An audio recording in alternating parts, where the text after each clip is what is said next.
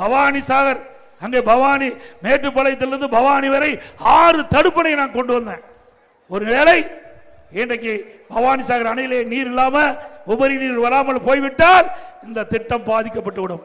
இந்த அத்திக்கட அவிநாசி திட்டத்தில் இருக்கின்ற விவசாயிகள் பாதித்து விடுவார்கள் என்று எண்ணி நான் ஒரு விவசாயி இருக்கின்ற காரணத்தினாலே, அந்த அருமை நீருடைய அருமை தெரிந்த காரணத்தினாலே 6 தடுப்பணை பவானி ஆற்றிலே கட்டுவதற்கு ஆணையிட்டு 2 அணைகள் நான் முதலமைச்சர் இருக்கிற காலத்திலே பணி துவங்கப்பட்டு 25-30% நடைபெற்றது.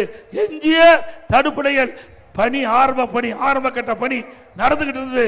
ஆட்சி மாற்றம் திமுக ஆட்சிக்கு பிறகு அந்த தடுப்பணையினுடைய உயரத்தை குறைச்சிட்டாங்க. எவ்வளவு கேவலமான அரசாங்கம், எவ்வளவு பெரிய திட்டம்.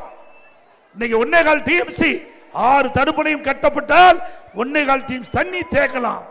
இன்றைக்கு மழை காலத்திலே உபரியா போகின்ற நீரை ஆங்காங்கே தடுப்பணை கட்டி தேக்கி நமக்கு தேவையான அத்திக்கட அவிநாசி திட்டத்திற்கு தேவையான நீரை நம்முடைய விவசாயிகளுக்கு கொடுக்கலாம், ஏரி குளத்தை நிரப்பலாம். இப்படி இந்த திட்டத்திற்கு திராவிட முன்னேற்ற கழக அரசும் வேண்டும் என்ற பல்வேறு பிரச்சனைகளை உருவாக்கி அந்த தடுப்பணையுடைய உயரத்தை குறைச்சி அதை கட்டியிருக்கிறாங்க.